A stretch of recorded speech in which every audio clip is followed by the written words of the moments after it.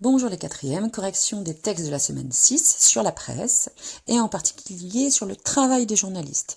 Donc question 2, quelle précaution l'AFP prend-elle avant de diffuser cette information?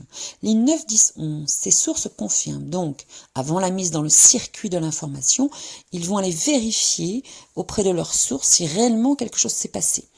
On les informe, puis ils vérifient. On a ligne 25, la mention que 4 reporters partent aussitôt à Roissy. Des journalistes en congé sont appelés en renfort. Donc ils vont mettre beaucoup de journalistes sur ce problème-là pour aller vérifier, enquêter, poser des questions. Terme enquêter pour les journalistes qui rejoint quand même le travail de la police très souvent. D'ailleurs, à notre époque, il y a beaucoup de journalistes qui mettent en évidence des problèmes de justice, etc. Par exemple, quand les gens ont placé leur argent aux îles Caïmans, etc., ce sont des journalistes qui ont mis ça en évidence. Et on a ligne 34-35 également. On nous dit qu'en quelques minutes, au moins, 20 personnes travaillent sur cette information. Donc, on est vraiment dans une vérification, un travail sur l'information. Question 3, pourquoi l'information que transmet l'AFP est-elle objective? C'est-à-dire qu'elle ne donne pas d'opinion. Eh bien, justement à cause de ça, si on travaille l'information, qu'on va aller chercher d'où elle vient, qui l'a donnée, est-ce que ça s'est passé exactement, est-ce que ça s'est passé au moment où l'on nous le dit, est-ce que ça s'est passé de la manière dont on nous le dit, ce sera objectif, parce que ce ne seront que des faits. C'est le contraire de ce qui est subjectif, où en fait on ne sait pas grand-chose, et on va inventer autour ce qui est fait dans certains médias, très souvent, et on l'a vu encore lors de cette épidémie. Question 4, comment l'AFP a-t-elle été prévenue de l'accident de l'Airbus d'Air France? Elle a été prévenue par un responsable d'aéroport, ligne 5, 6, 7, ça fait partie des sources des journalistes. Ils ont partout des gens qui vont les informer. Parfois qui vont les informer parce qu'ils sont inquiets, et puis ils se disent que forcément la presse le saura, donc autant leur apporter des informations qui sont véridiques et fiables, c'est-à-dire dignes de confiance. Voilà.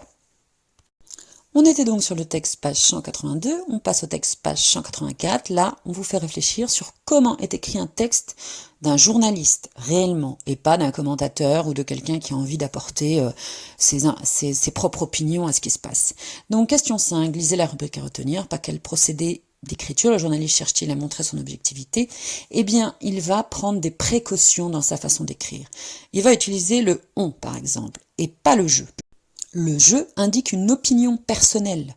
On s'exprime en tant qu'être pensant, mais le journaliste, lui, doit s'exprimer presque en tant qu'équipe d'ailleurs dans les grands journaux. Ils ont cherché, et quand c'est un seul qui a cherché, il va montrer en utilisant le « on » que ça a été travaillé, que d'autres personnes l'ont informé. On, forme impersonnelle et des formes prudentes, il paraît, il semble, il va utiliser des chiffres, il va faire référence à ses sources, il va utiliser également des adverbes pour être prudent, peut-être par exemple. Question 6. La question 6 nous demande comment le journaliste, là, dans ce texte, fait pour montrer que les informations ne sont pas encore fiables. Eh bien, il va utiliser ligne 42 et ligne 45, le verbe doit se tenir, doit, voilà, ça veut dire normalement ça va arriver, mais il n'est pas certain, donc c'est une précaution de langage.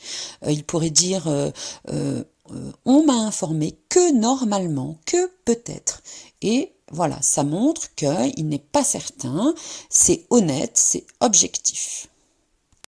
Vous avez beaucoup regardé les informations, vous avez beaucoup écouté la télé, vous avez discuté peut-être des informations parfois chez vous. Retenez quel est le véritable travail d'un journaliste.